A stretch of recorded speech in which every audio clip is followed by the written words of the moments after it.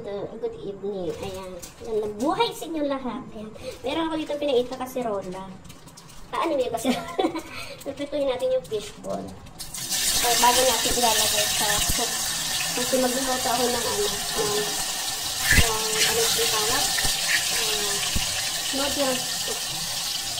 Pero gusto ko siyang fry muna siya bago siya ilagay sa noodles. Ang hirap naman netong gawa ko. Uy!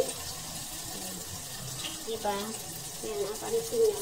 Meron din ako itong ready na sibuyas, bawang, luya, tsaka sibuyas, bawang, at luya.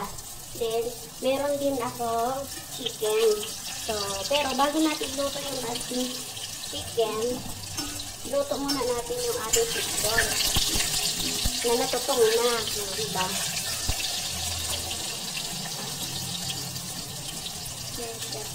Nasaan yung sando ko? Meron tayong pinaglulutong fishball. Kasi gusto ko siya i-fry muna bago siya ilagay sa noodle soup. Para hindi naman siya malansa. So, ayan, napakarami ng mantika ko. Alam niyo ba kung bakit? Kasi gusto ko i-fry muna rin yung chicken bago siya bago siya lagyan ng sabaw. Yung bang na brown na siya. So, ilagay natin yung luya. Dito na rin natin lutuin yung ating manok. Yung ating chicken soup.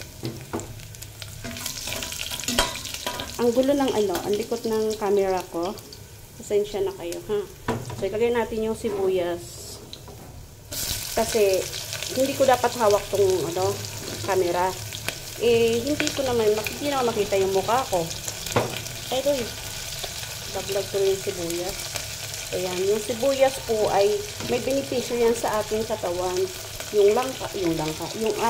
luya naman po ay pampatanggal yan ng lamig sa ating katawan. So, kung napapansin nyo, ang mga Chinese po ay mahilig magluto ng may luya. Kahit ano pong luto nila ay may kasamang luya. Ayan, ilagay na rin natin yung bawang. Habang natututong yung sibuyas, isama na natin yung bawang. Yung po sibuyas ay magandang po yan, gamot sa ubo. Kung nasubukan nyo na po ba yung may lagnat na hindi nawawala ng lagnat, pwede nyo po siyang lagyan ng konting tubig lang at pakuluin. And then palambutin na masyado bago ilagay ang kalamansi. At ihilot sa buong katawan ng tao. So, diba? Yung pagluluto ko ng ulam, kasama na rin ang pangmedisina kung bakit natin ginagamit ang sibuyas at bawang. Yung bawang naman po, sa paulit-ulit ko na sinasabi, para po yan sa mga impotent na mister na ayaw ng tumayo. May wangwang. So, ayan. Ilalagay natin yung ating chicken. Ayan, ilalagay natin yung chicken. Para, siya. Chicken lang talaga siya. Pero, pahinaan natin yung apoy kasi parang natututong. So, ayan guys. Haluin natin siya. At lalagyan natin siya ng paminta at paminta. Lagyan natin ng paminta. Paminta at saka magic sarap. Hindi pala magic sarap. Ano bang tawag din Magic sarap ba yun? Hindi po siya magic sarap. Yung pong chicken cubes. Chicken broth cubes. Ayan. Nor chicken. Lagyan natin siya ng paminta para medyo umanghang. Pwede nyo rin iubos yung isang garap ng paminta. Pero, nakaka-hatching siya. Ang gulo-gulo po, no? Ayan, medyo palakasan natin yung apoy. Kasi, na siya. Hihina na. Then, haluin natin siya. Hayaan natin siya maluto sa sarili niyang tubig. Sarili niyang katas, yung chicken. Bago natin lalagyan ng tubig. Parang nagtinola lang ako. Pero, hindi siya tinola. Kasi wala siyang papaya. Kung alam nyo lang, wala yung papaya. So, habang pinaintay natin siya na maluto, isasalang naman natin yung ating noodles. Meron ako ditong pinakukulong tubig. Ayan. Napapansin nyo yan na pinakulong tubig is para po yan sa noodles. Another way ng pagluluto ng noodles na hindi siya malalamog. So, pagka pakulo ka ng tubig, ilagay mo yung noodles. You will cook it. Para ka nagluluto lang ng para ka nagluluto ng yung Maggi ba. So, pakuluan natin siya. Ayan, kay ayaw man na magbukas ito. Oy. Ayan. Teka guys, ha? Pakita ko sa inyo. Ayan. Habang pinakukulo ko yung sabaw is lulutuin natin yung noodles. Ayan. So, ayan guys. Lagyan natin yung noodles na kumukulong tubig.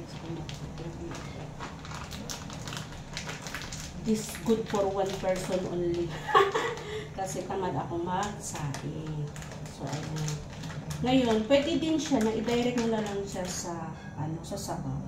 So, in other way po, pwede nyo magpakulo ng tubig at saka ilagay yung noodles, then hanguin siya, tanggalin siya sa tubig.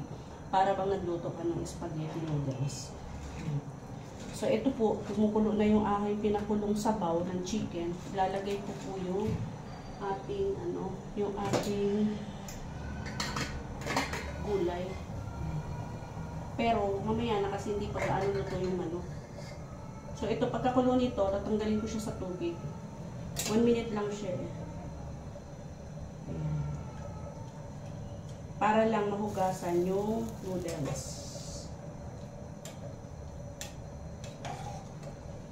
Ayan, luto na siya. Then, lalagay mo na lang siya sa bowl na may soup. Lalagay mo na lang yung soup. Ganun po ang way ng mga Chinese sa pagluluto ng noodles. Lalo kung sa karinderya, kung makikita nyo sa restaurant, ganun po silang magluto. So, ayan po, kumukulo na siya. Hanguin na natin siya. Ilagay natin siya dito.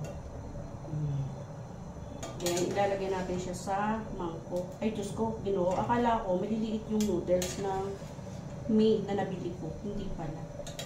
Pero okay na yan kasi hindi na ako magsasaing. Ito na yung dinner ko. Yung sabaw, pwede ko pa yan hanggang bukas na tanghali. So, bukas na akong tanghali, kakain ng rice. So, ayan po. Yung po pinagpakuloan nyo is pwede nyo rin pong ilagay yung, yung gulay para, ayan, pwede pong ilagay din yung gulay. Ganun po sa Chinese food. Thank you so much po sa inyong panonood. See you on my next vlog. Guys, yung aking pinakulo ang noodles. Tapos yung fishball na pinarito ko. Ngayon, lalagyan ko siya ng soup. Ayan, yung manok na na soup na manok. Ganun lang siya. Lumamig tuloy kada daldal ko. O, diba? Ganyan lang pagluluto yung mga Chinese. Madali silang makaluto ng noodles sa ganyang paraan. Ayan na yung pinaka-rice ko. O, diba? 1 linggo kang gutom. 1 linggo kang diet. Kalahati lang yan ang kinakain ko. Alam nyo ba? Kalahating mangkok lang doon sa trabaho ang kinakain ko niyan. So, ngayon, ayan. Dahil ikaw lamang ang hanap ng pusong ligaw. Ayan na. Kain tayo, guys. Kutsara. At saka ayan. Kasi wala naman tayong chopstick. So, ayan na siya. Ayan na ang aking dinner. Ayan na yung aking pinakulong noodles. Isasahog natin siya sa sabaw. Ganun lang pagluto sa yung mga dito sa Chinese ba, yung mga niluluto is ganyan din. Sasama lang sa pinakulong sabaw kasi luto na siya. Pinakuluan ko na yung noodles niya.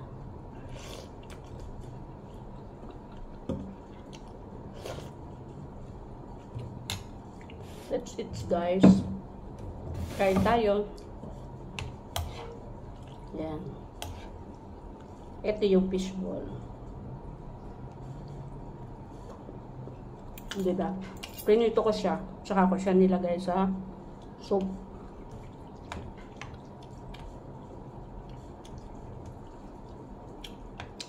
If you want to know how to make a faster me, watch my YouTube channel.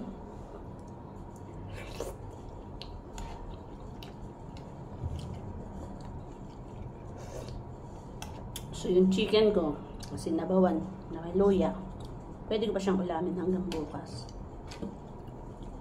Masyado ako nahihirapan.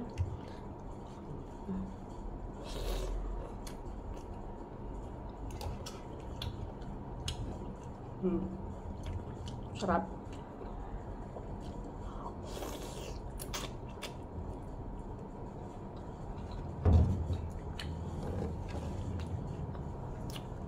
Masarap lang ang noodles. Noodles soup. Pag mainit pa yung sabaw. Pag lumamig na yung sabaw, pangit na.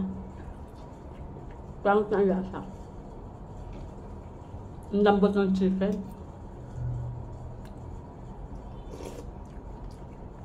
Super init ng chicken.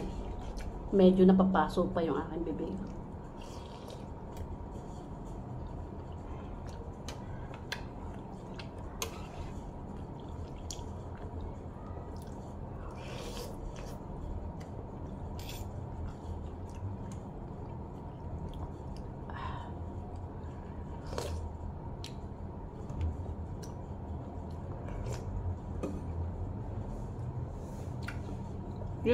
Yung mami din,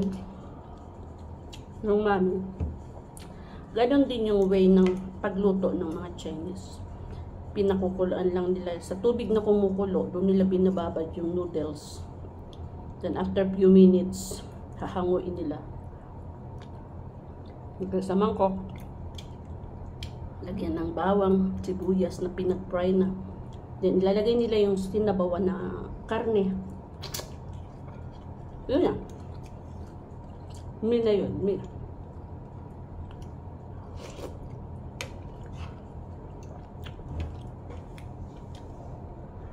Thank you guys for watching. Please like, share, and subscribe. At pakipalo na rin. Kaya, para ma-notify kayo sa lahat ng video na aking in-upload. Kasi pag hindi ka nakapalo, hindi ka man notify. O diba? Thank you for watching. Bye-bye.